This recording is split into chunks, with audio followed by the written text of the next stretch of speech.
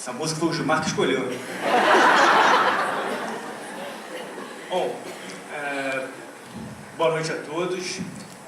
Antes de começar, eu queria saudar todos os presentes, em especial nossos queridos formandos, seus parentes, meus queridos colegas de vida acadêmica que compõem a mesa, professora Patrícia Brioche, professora Jane e a senhora Elídia.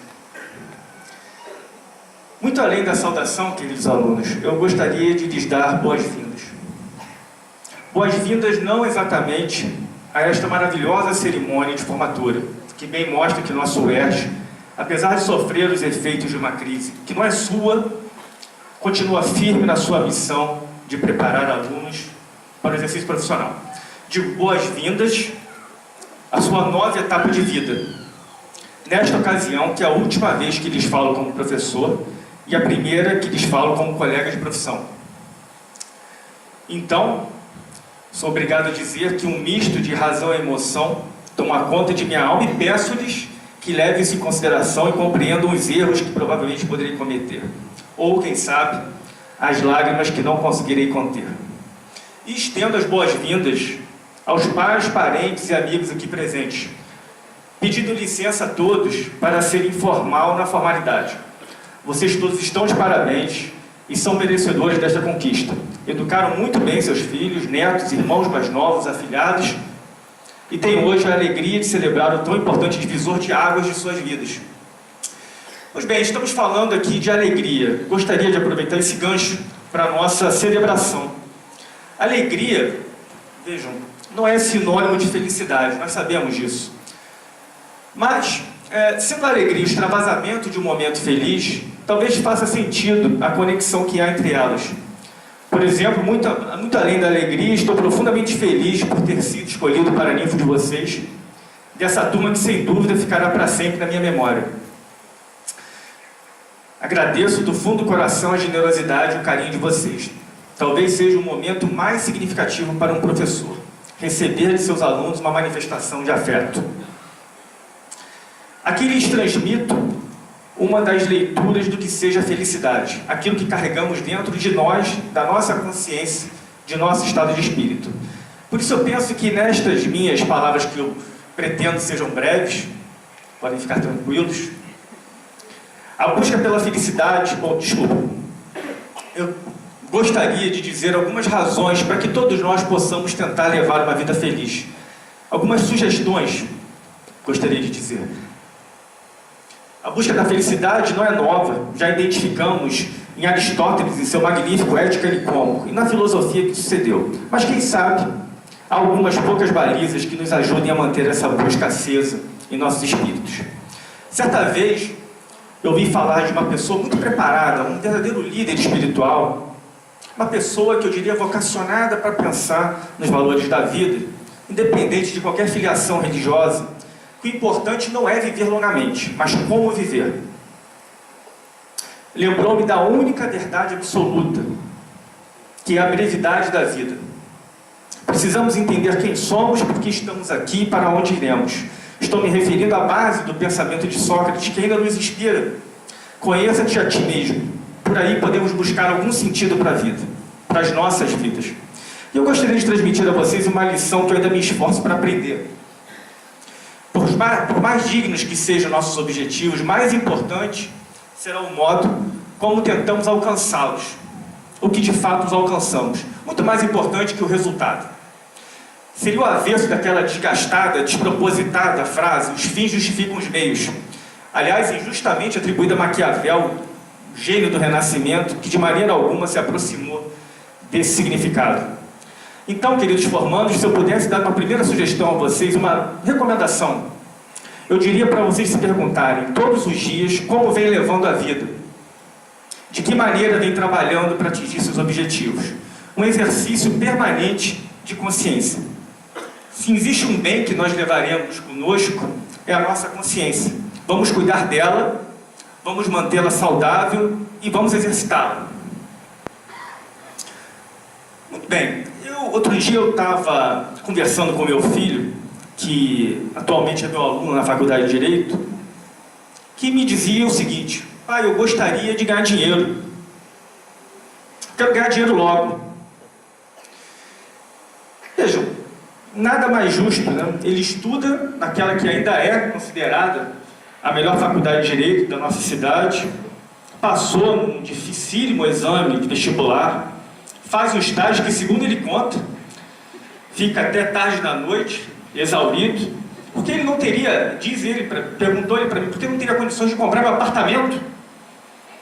Não é justo isso? E aí, senhores pais, vocês me entenderão. Eu respirei fundo antes de responder. Muito fundo. E pensei nas consequências do que eu iria falar. Tentei aproveitar aquela ocasião para desabafar um tanto e, quem sabe, me fazer ouvir. Disse-lhe, antes de tudo, que dinheiro é consequência e jamais um fim em si mesmo. Não há nada de errado em amealhar algum dinheiro com base em um trabalho sério, objetivos firmes, dedicação, perseverança e estudo. Mas precisamos ter, sobretudo, paciência para controlar as ansiedades e, o mais importante, essa é a mensagem que eu gostaria de passar para vocês, meus queridos formandos, é a visão de longo prazo. Uma conversa que eu estava até tendo aqui nos bastidores sobre isso. Essa é uma lição que eu me aplico todos os dias pela manhã. Projeta no meu pensamento incansavelmente como um mantra silencioso. Repito a mim mesmo: Maurício, as dificuldades são muitas, mas a gente está conseguindo, vamos em frente, vamos para o próximo passo, um de cada vez. O roteiro da vida somos nós que fazemos. E os resultados não são obra do milagre, são fruto de trabalho de longo prazo. Estamos no caminho certo e alcançaremos nossos objetivos. Nosso sonho grande, como não se cansa de dizer um cidadão brasileiro digno de citação, Jorge Paulo Lemann, que honra a imagem do Brasil no exterior, por força de trabalho e conquista profissional. Por isso, esse é um outro recado que eu gostaria de transmitir a vocês. Tenham cuidado com os atalhos. Eles existem, eles nos procuram, eles batem a nossa porta. Para aqueles que abrem a porta, tem o lar de sua consciência invadido e ocupado, de tal sorte que passam a com eles conviver naturalmente, até que as consequências os obrigam a fechar essa porta. A verdade é uma só, meus queridos alunos. Um dia a casa cai. E olhem para o que vem acontecendo, né? Não só aqui no estado do Rio de Janeiro, não é uma peculiaridade do estado do Rio de Janeiro. Já dizia Platão que o homem inteligente aprende com seus próprios sofrimentos e o homem sábio aprende com os sofrimentos alheios. Para quê? De que adianta joias, helicópteros, coberturas, mansão de veraneio, se dias depois tudo que reste seja uma cela compartilhada com outra dezena de pretensos espertos? Não falo apenas de agentes públicos corruptos, falo também de empresários e profissionais da iniciativa privada que se perderam pelo caminho justamente por terem sucumbido à tentação dos atalhos. Empresas, está no noticiário, empresas que cresceram 5 anos, em apenas 5 anos, o equivalente ao que seria esperado em 50 anos. Portanto, eu disse para o meu filho que se eu houvesse tomado certos atalhos, estaríamos morando provavelmente na 5ª Avenida, no Upper Side de Manhattan. Mas eu fiz e faço minhas escolhas, decidi não pegar esses atalhos. A gente vive com uma família de classe média, com acesso aos bens materiais suficientes para o nosso desenvolvimento. Recomendei a meu filho e oferto assim a vocês uma segunda sugestão, com muito entusiasmo. Trabalhem duro, se concentrem e fujam dos atalhos. Lembrem disso, fujam dos atalhos. O resultado virá e a sua consciência agradecerá. Bem, ao falar sobre escolhas, eu não poderia deixar de aproveitar essa oportunidade para falar sobre carreiras. Ao menos das 3 principais carreiras, das três carreiras que normalmente se aproximam daquele que está se formando, que, ao meu ver, são a magistratura, o Ministério Público e a advocacia. Algumas sugestões de advocacia aqui eu falo no mais amplo sentido, envolvendo defensoria, advocacia pública e privada. Começando um pouco pela magistratura. Eu considero, senhores, a magistratura belíssima.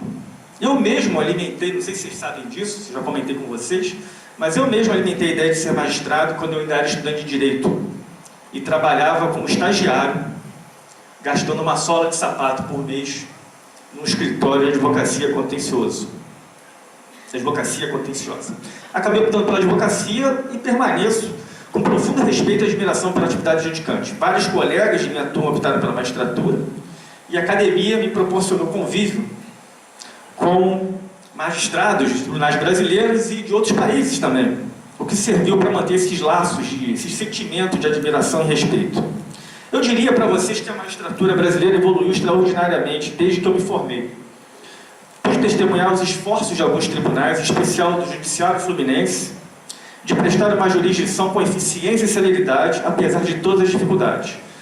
Mas o mais importante, ao meu ver, e esse é o ponto que eu queria chegar aqui com vocês, é, digamos, uma releitura da função do magistrado. A judicatura é um serviço público e o juiz é um prestador desse serviço. Óbvio que, pela natureza do serviço, o juiz deve gozar de prerrogativas, a fim de que mantenha sua independência e sua imparcialidade. Porém, não podemos deixar de reconhecer que o juiz exerce um poder, e que o poder encanta, especialmente os jovens de espírito. Por isso eu penso que o juiz, e essa é uma recomendação que eu faço aos futuros juízes que estão aqui presentes, penso que o juiz deva, antes de vestir a toga, compreender que, como qualquer outro prestador de serviços, dele se espera cordialidade, disponibilidade e simplicidade no tratamento das partes e de seus advogados.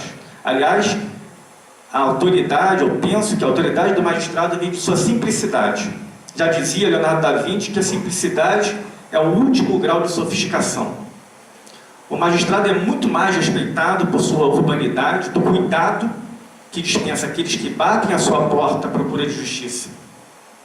Um sentimento, a justiça, que não é privativo dos magistrados, mas inerente à pessoa humana. Nas poucas vezes que na função de advogado frustrei-me com a distribuição de justiça, ganhando ou perdendo uma causa, deparei-me com magistrados que fizeram de sua autoridade um fim em si mesmo. Não façam de sua autoridade um fim em si mesmo. Usem-na exclusivamente como instrumento para distribuir justiça. Indo além, a propósito do Ministério Público, eu penso que o MP, hoje em dia, principalmente, seja fundamental para que possamos manter rígido nosso Estado democrático de direito. Precisamos mais e mais de promotores, procuradores engajados no aperfeiçoamento das instituições brasileiras. Este ano, eu estava na Academia Internacional de Corrupção, que se situa na Áustria, em Viena, discutindo anticorrupção, com um grupo de professores, de profissionais, quando então foi levantado o problema Trump. Tudo que esse personagem, essa figura, representa em termos de ética e comportamento. Uma professora norte-americana pediu a palavra e disse: fique à vontade para criticar Donald Trump e o sistema americano, mas, apesar de tudo, confiamos nas nossas instituições. Confio que nosso país não se perderá pelos desatinos desse cidadão. Antes que isso aconteça, nossas instituições farão a sua parte, se ela com uma maneira bastante incisiva. Todos nós que lá estamos observamos, olhamos um para o outro, nada dissemos. Mas deu para ler na testa de cada um. Só quero ver o que vai acontecer. O fato é que as instituições hoje funcionam no Brasil muito melhor do que há 40, 50 anos atrás. A mais importante missão do Ministério Público é, ao meu ver, queridos formandos, trabalhar como guardião da legalidade e assegurar o equilíbrio no funcionamento das instituições. Agora eu faria aqui uma reprodução de uma recomendação que eu recebi na minha colação de grau pelo paraninfo da minha turma, o professor Luiz Fux. Dizia ele o seguinte: não façam da sua vaidade a desgraça alheia. Denunciem, mas dentro da legalidade constitucional, sem exibicionismos e medidas tomadas de maneira assodada e inconsequente, que podem fulminar a reputação de uma pessoa que, a princípio, é inocente. E agora, caso optem pela advocacia, eu diria como principal ponto que vocês sejam leais a seus clientes.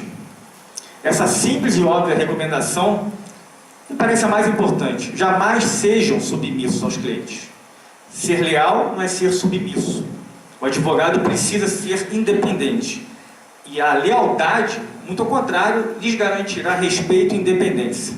Por experiência própria, posso lhes dizer que a profissão de advogado não é a mais árdua, só não é a mais árdua, eu diria, queridos formandos, do que a do pediatra.